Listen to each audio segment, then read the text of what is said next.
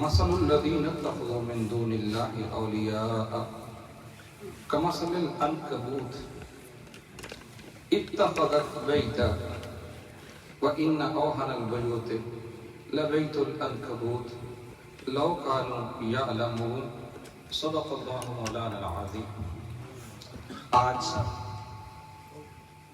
سورہ العنکبوت اس کا کچھ حصہ اور پارہ نمبر 21 مکمل پڑھا گیا۔ اس میں سورہ روم ہے، سورہ لقمان ہے، حامیم سجدہ ہے اور پھر سورہ الاحزاب ہے۔ میں تھوڑا سا آپ کو سورہ العنکبوت کا جو پس منظر ہے اور شان نزول ہے وہ عرض کرنا چاہوں گا۔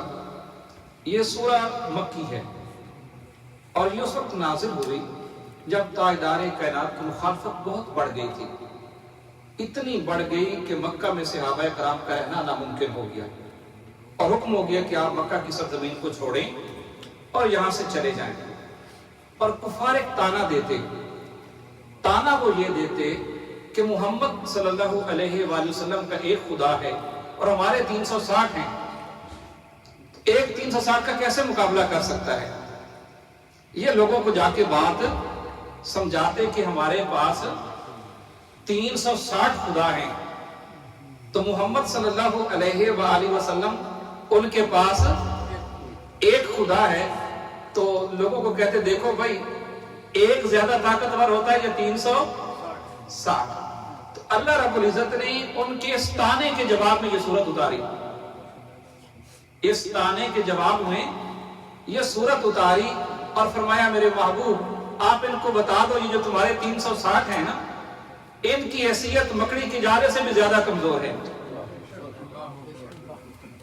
یہ جنہیں سمجھ رہے ہیں نا کہ 360 ہیں، تو ان 360 کو ملا کے بھی ان کی جو حیثیت ہے، طاقت ہے، قدرت ہے، وہ مکڑی کے جالے سے بھی زیادہ کمزور ہے۔ اب وہ اسی لیے میں نے کہا کہ تھوڑا سا آپ کو نا اللہ رب العزت نے فرمایا مثل الذین اتخذوا من دون اللہ اولیاء، مثل الذین ان لوگوں کی مثال، اتخذوا من دون اللہ اولیاء جنہوں نے اللہ کو چھوڑ کر اور اولیاء بنا لیے ہیں، بتوں کو اپنا اولیاء بنا لیا ہے۔ کمثل العنکبوت ان کی مثال تو مکڑی جیسی ہے، اتخذت بیتا جس نے وہ اپنے لیے جالے کا گھر بنایا، وَإِنَّ أَوْهَنَ الْبُيُوتِ لَبَيْتُ الْعَنْكَبُوتِ اور سارے گھروں میں سے سب سے کمزور ترین جاتا ہے۔ اللہ رب العزت نے فرمایا کہ ان کے خداؤں کی حیثیت تو ایسی ہے جیسے مکڑی کے گھر کی حیثیت ہوتی ہے۔ لَوْ كَانُوا يَعْلَمُونَ کاش یہ لوگ اس بات کو سمجھتے۔ اور آگے فرمایا ان اللہ یعلم اور بے شک اللہ جانتا ہے ما یدعون من دونہ من شیء جن کی وہ پوجا کرتے ہیں اس کے علاوہ، وَهُوَ الْعَزِيزُ الْحَكِيمُ اور وہ تو عزیز ہے، حکمت والا ہے۔ اور پھر فرمایا وَتِلْكَ الْأَمْثَالُ نَضْرِبُهَا لِلنَّاسِ اللہ یہ مثالیں بیان کر رہا ہے لوگوں کو سمجھانے کے لیے۔ وَمَا يَعْقِلُهَا إِلَّا الْعَالِمُونَ مگر اسے سمجھتے وہی ہیں جن کو اللہ نے علم کا نور دے رکھا ہے۔ خلق اللہ السماوات والارض بالحق فرمایا اللہ کی طاقت کو دیکھنا ہو، دیکھو جس نے زمین و آسمان کی اتنی بڑی کائنات بنائی ہے، ان بتوں نے کیا بنایا ہے۔ اللہ کی طاقت کو دیکھنا ہو، اس کی قدرت کو دیکھنا ہو تو دیکھو اللہ تو وہ ہے جس نے زمین و آسمان کی ساری کائنات بنائی ہے۔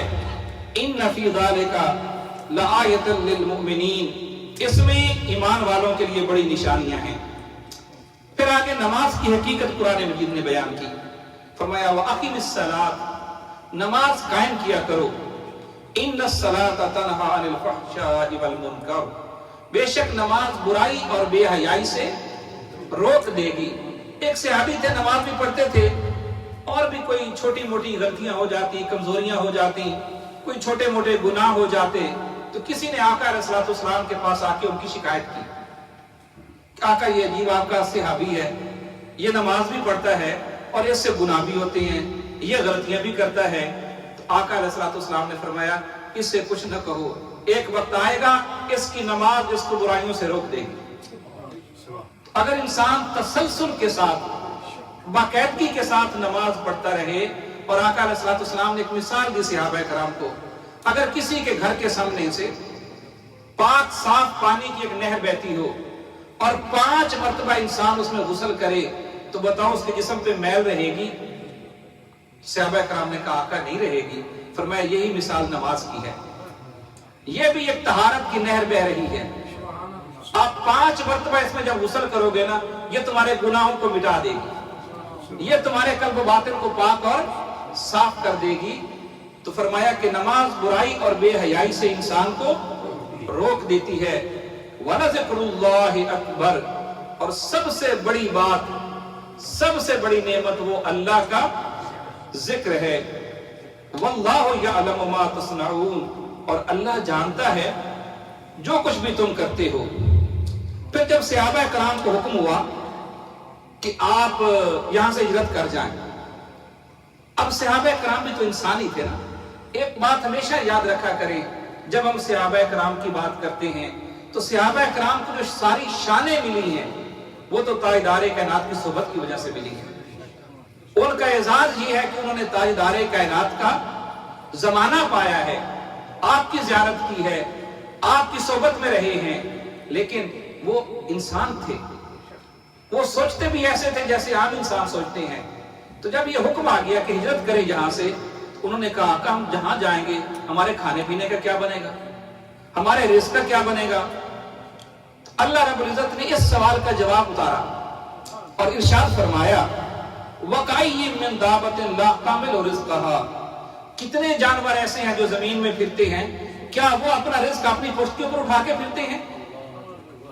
अल्लाह रब्बुल इज्जत ने जानवरों की मिसाल दी, परिंदों की मिसाल दी। आपने देखा ना कई परिंदे जब मौसम बदलते हैं हिजरत करके दूसरे इलाकों में चले जाते हैं, और आका अलैहिस्सलाम ने भी फरमाया कि परिंदे सुबह खाली पेट रिज़्क़ की तलाश में निकलते हैं और शाम को भरे हुए पेट के साथ आते हैं। अल्लाह रब्बुल इज्जत उनके लिए रिज़्क़ की असबाब पैदा कर देता है। आपने फरमाया है इंसानों, अगर तुम भी इसी तरह अल्लाह पे तवक्कुल करके निकलोगे तो वो तुम्हारे लिए रिज़्क़ की असबाब पैदा कर देगा। आप तो सोच के आए थे कि आपको यहां इतना कुछ मिलेगा? जी, आप जब निकले थे अपने अपने मुल्कों से, अपने अपने इलाकों से, तो आपने सोचा था? किसने असबाब पैदा किए आपके लिए? अल्लाह पाक ने। तो यहां सहाबा कराम को अल्लाह पाक ने फरमाया कि वकाय्यिम मिन दाबतिन ला तामिलु रिज़्क़हा, कितने जानवर हैं जो अपनी रोजी क्या साथ उठाए फिरते हैं। अल्लाह यरज़ुकुहा व इय्याकुम, अल्लाह उनको भी रिज़्क़ देता है और तुम्हें भी रिज़्क़ देगा। वह वस्समीउल अलीम, वो सुनने वाला भी है, इल्म वाला भी है। और फिर फरमाया अल्लाह यबसुतु रिज़्क़ लिमन यशा, अल्लाह जिसके लिए चाहेगा रिज़्क़ के दरवाजे खोल देगा।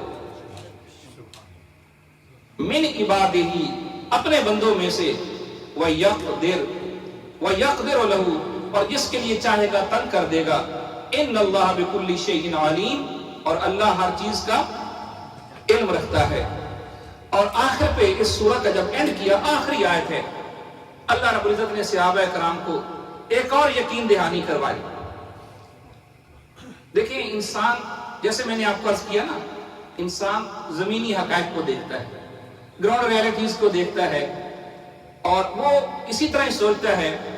लेकिन अल्लाह रब्बुल इज्जत इंसान के लिए कैसे दरवाजे खोलता है, उसके लिए फरमाया वल्लज़ीना जहदू फीना, जो लोग हमारी जात में, हमारे दीन के लिए, हमारे मिशन के लिए मेहनत करते हैं, जिद्दोजहद करते हैं, मुजाहिदा करते हैं, लनहदियन्नहुम सुबुलना, उनके लिए हम बड़े दरवाजे खोल देते हैं, उनके लिए बड़े रास्ते खोल देते हैं। व इन्नल्लाह लमअल मुहसिनीन, और एहसान करने वालों के साथ हमेशा अल्लाह होता है। आप तसव्वुर करें, जब ये सहाबा कराम को पैगाम मिला ना कि एक तो फरमाया ना वल्लज़ीना जहदू फीना, जो हमारे अंदर मुजाहिदा करेंगे। हमारे अंदर से मुराद क्या है? हमारे दीन के लिए, हमारे काम के लिए, हमारे पैगाम के पहुंचाने के लिए, हमारे हुक्म पर लनहदियन्नहुम सुबुलना, सुबुल ये सबील की जमा है, सबील रास्ते को कहते हैं, और सुबुल का माना क्या है? कई रास्ते खोल देगा, ऐसे ऐसे रास्ते खोलेगा आपके मामो गुमान में भी नहीं होगा कि ये भी रास्ता खोल सकता है। जब अल्लाह के लिए तो कोई मजबूरी नहीं है ना, उसके लिए तो कोई कमजोरी नहीं है ना, उसकी तो कोई मोहताजी नहीं है, सारी मोहताजियां कमजोरियां तो हमारी हैं, सारी कमजोरियां हमारी हैं, हमारी मोहताजियां हैं, ग्राउंड रियलिटीज हमारे लिए होती हैं, और उसके लिए तो कोई मजबूरी कोई कमजोरी। उसने सहाबा इकराम से कहा कि लनहदियन्नहुम सुबुलना, हम कई रास्ते खोल देंगे, व इन्नल्लाह, ये जो इन्ना आता है ना, ये शक दूर करने के लिए आता है। इन्ना का माना क्या होता है? बेशक, यानी इसमें कोई डाउट नहीं, कोई कंफ्यूजन नहीं, कोई आपको गलतफहमी नहीं होनी चाहिए। जहां गलतफहमी दूर करनी हो वहां पे हमेशा इन्ना या अन्ना आता है अरबी में। तो फरमाया व इन्नल्लाह लमअल मुहसिनीन, एहसान करो तुम अल्लाह के दीन पर। हालांकि ये भी एहसान तो कोई नहीं, ये तो अल्लाह का एहसान है ना, लेकिन फिर भी उसने कहा अगर तुम अल्लाह के दीन के लिए अपना घर बार छोड़ रहे हो, अपने कारोबार छोड़ रहे हो, अपना खानदान, अपना सारा सुकून आराम जहां पे तुम सेट हो, तुम अल्लाह के दीन के लिए छोड़ रहे हो, अल्लाह फिर तुम्हारे साथ है। अब हम तसव्वुर कर लें, फिर अल्लाह अगर साथ आ जाए तो फिर कोई कमी रह जाती है। लेकिन हमारा मसला क्या है? हमारा अल्लाह पर उस तरह का यकीन नहीं है, हमारा अल्लाह रब्बुल इज्जत पर उस तरह का यकीन नहीं, एतमाद नहीं। और सहाबा इकराम इस राज को पा गए थे, इस राज को। अब अच्छे का और बात देखें, आप कभी इंसानी नफ्सियात को जरा सामने रखें कि हालात ये है कि मक्का में रहने ही कोई नहीं देता, यानी ज़ाहिरी हालात तो यही है ना।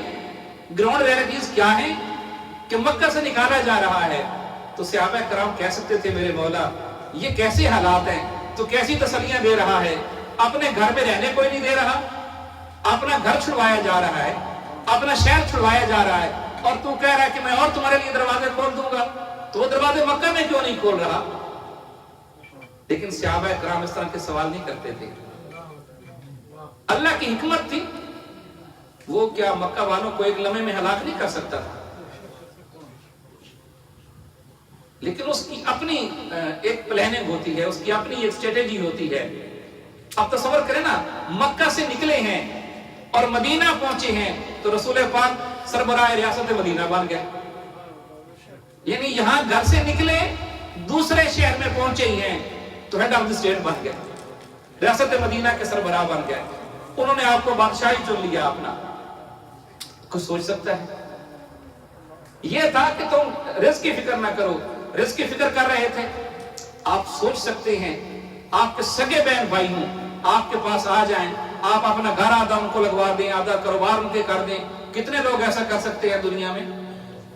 सगे भाइयों के लिए, सगी बहनों के लिए हम नहीं कर सकते। हम घर में महीना रख लेंगे तो मैंने कहा भाईजान हमारे हालात ठीक नहीं है, बच्चे नहीं मान रहे, बीवी नहीं मान रही, प्लीज कोई ना कोई आप जो है ना हाथ पैर हिलाएं, कोई मेहनत करें।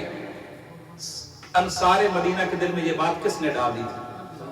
385 लोग आए, 385 लोगों को आते घर भी मिल गया, कारोबार भी मिल गए, जायदादें भी मिल गई, सारा कुछ उनको मिल गया, एक रात भी वो भूखे नहीं सोए।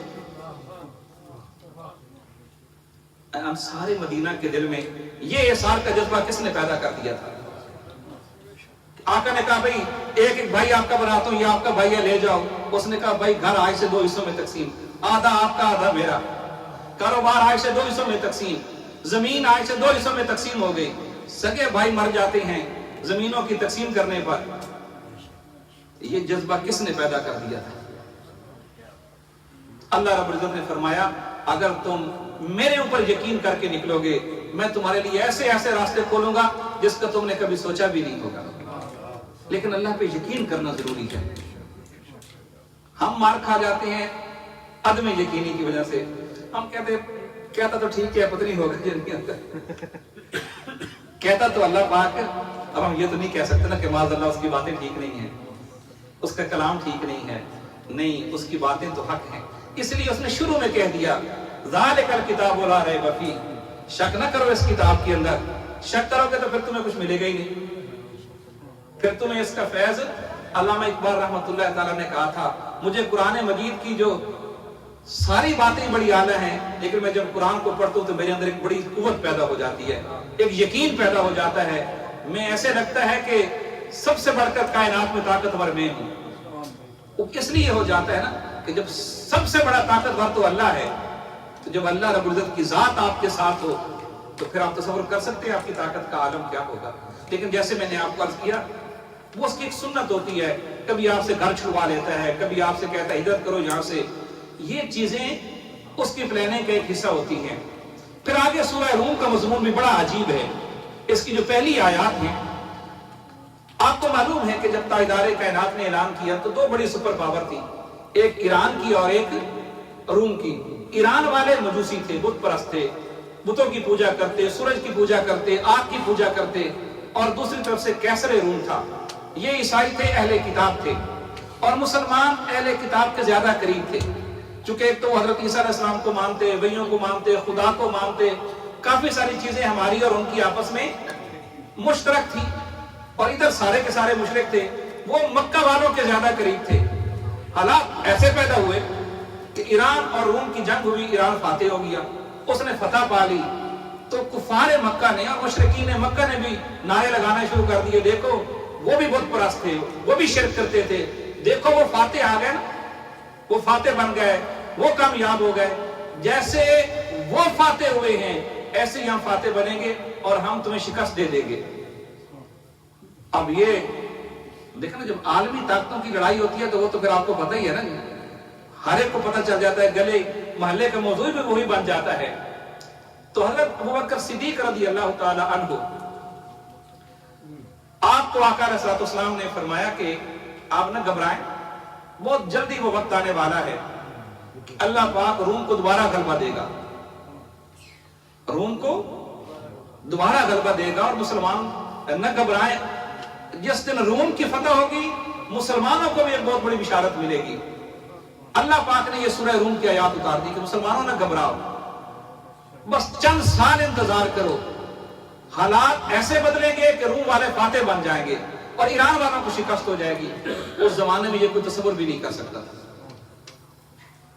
تو جب یہ آیت اتری تو سیدنا صدیق اکبر، امیہ بن خلف ایک کافر تھا، مشرک تھا، اس سے کہا کہ یہ 3 سالوں کے اندر ایسا ہو جائے گا، اور اس نے کہا اگر ایسا ہو گیا نا تو میں 10 اونٹ آپ کو دوں گا۔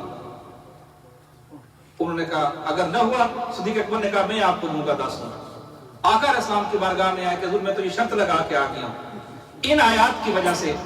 آپ نے کہا نہیں، یہ لفظ ہے نا بدعون، یہاں جو آیا نا کہ غلبت الروم، رومی مغلوب ہو گئے، فی ادن الارض، نزدیک کی زمین میں، وہم من بعد غلبہم، اور وہ اس غلبہ کے بعد سیغلبون، ان قریب پھر غالب آ جائیں گے، فی بضع سنین، بس چند ہی سالوں کے اندر، للہ الامر من قبل، اس سے پہلے بھی اللہ ہی کا امر تھا۔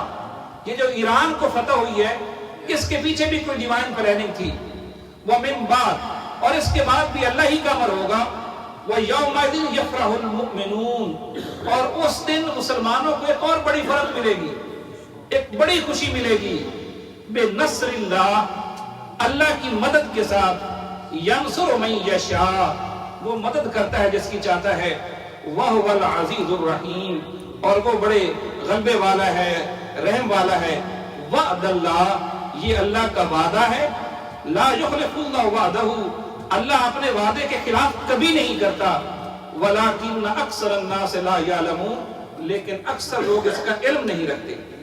اب یہ جب آیات اتری تو آقا علیہ السلام نے کہا کہ آپ اسے یہ کہیں، جو بدعون کا لفظ ہے نا، یہ 7 کے لیے استعمال ہوتا ہے، آپ 7 سالوں کی بات کر کے آئے اور 10 کی بجائے 100 کر دیں، 10 کی بجائے صدیق اکبر دوبارہ اس کے پاس گئے، اس نے کہا یہ بھی ٹھیک ہے۔